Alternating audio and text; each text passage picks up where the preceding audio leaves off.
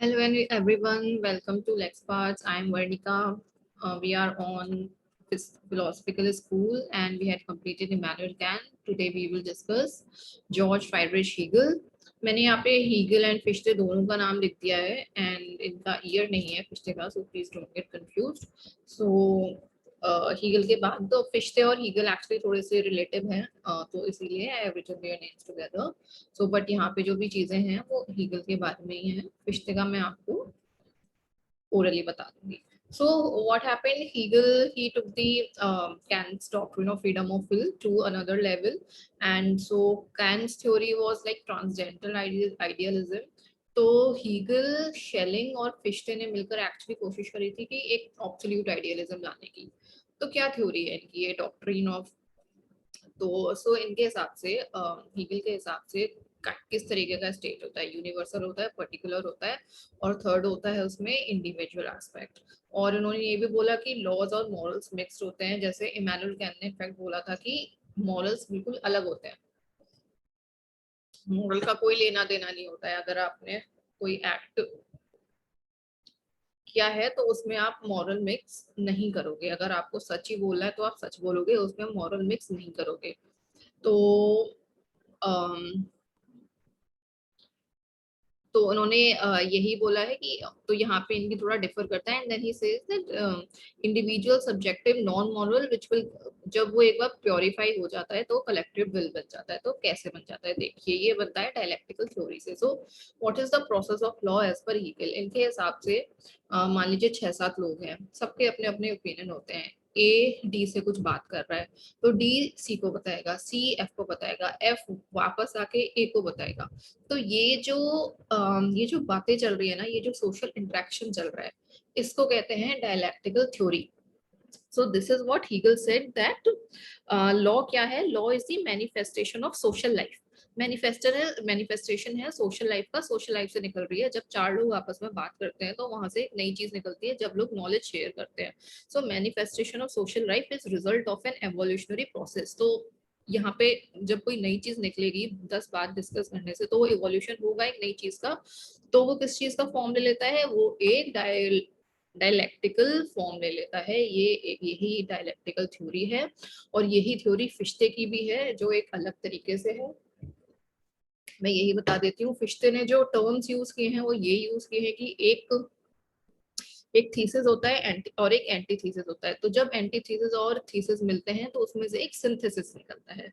So this is was the फिश्ते theory, लेकिन meaning दोनों का सेम ही है. तो मान लीजिए मेरा कोई व्यू है जो कि थीसिस है, मैंने कोई थीसिस लिखी, उस पे कोई अपना एंटी वो उसको क्रिटिसाइज कर रहा है, और कोई तीसरा आके भी क्रिटिसाइज कर रहा है या कोई फेवर में बोल रहा है. अब जो इन सब बातों से जो इसका रिजल्ट आएगा, हो सकता है और अच्छी चीज निकल आए after the social interaction, after the manifestation of social life. तो that is equals to synthesis. तो यही फिश्ते की थ्योरी है और इसको डायलैक्टिकल थ्योरी बोलते हैं जब इसको हीगल ने रेफर किया है.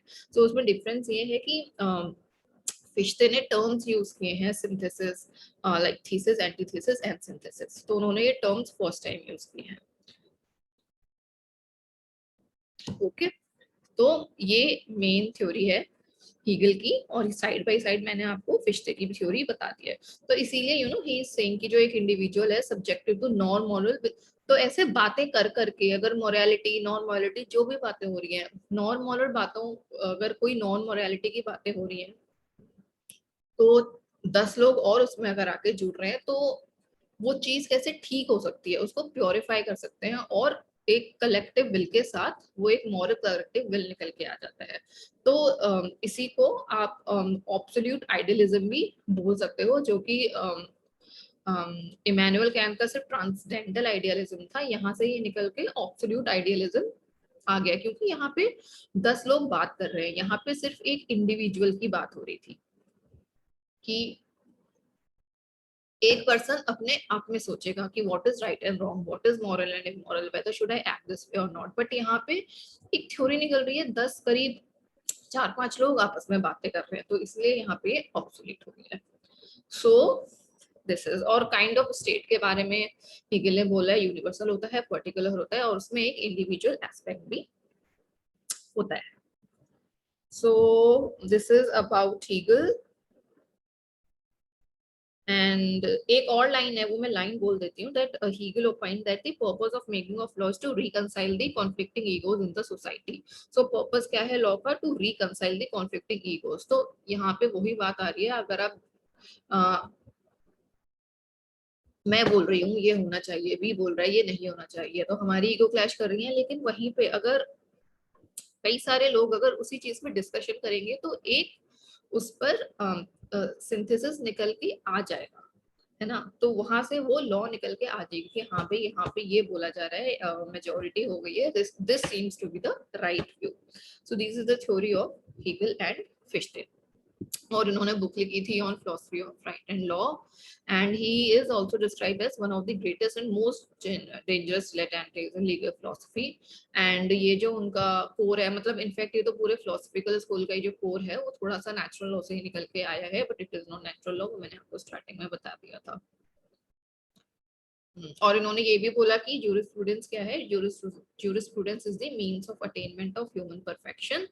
और secondly he said to secure liberty to individuals in the society. तो ये हो गए हीगल और फिश्ते. अब हम चलते हैं रुडोल्फ स्टैमलर पे और शेलिंग पे.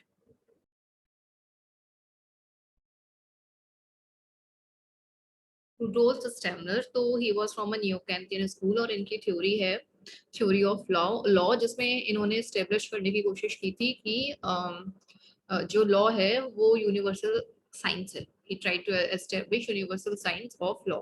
इन्होंने बुक लिखी है the theory of justice, and इनका जो मेन चीज है ये बोलते हैं just law, JUSTLAW. So what is law? Law is just law.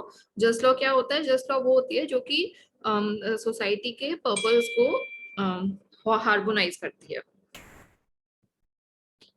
तो इसका मतलब ये है कि जो पर्पस है लॉ का, वो सिर्फ मतलब वो it is not to protect the will of one, but सिर्फ किसी एक का विल के लिए नहीं है, but the unify the purposes of all. तो यही है इसका यूनिवर्सल साइंटिफिक नेचर, कि वो सबके लिए है, किसी एक पर्सन के लिए नहीं है. And this is like law by nature is just law. And तो basically harmonizing individual interests with those of the society. This is what is just law. And उन्होंने अपनी बुक थ्योरी ऑफ लॉ में ये भी लिखा था that there is not a single rule of law, the positive content of which can be fixed a priori. मतलब कि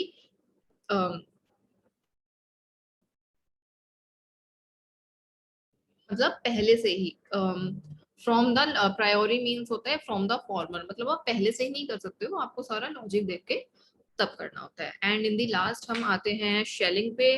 सो Friedrich Wilhelm Joseph von Schelling, even he was a German.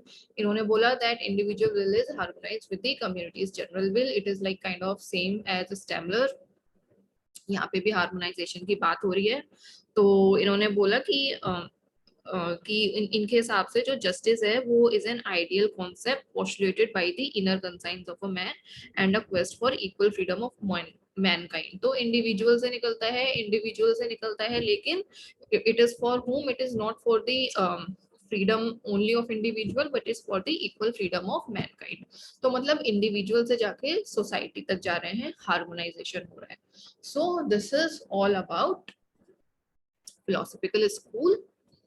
And I hope आपको समझ में आ रहा है. कोई question हो तो प्लीज पूछिए, एग्जाम के क्वेश्चन पूछने हैं तो वो पूछिए, क्योंकि इसके बाद हम अपने नेक्स्ट ग्रुप पे चलेंगे. Till then see you, bye bye.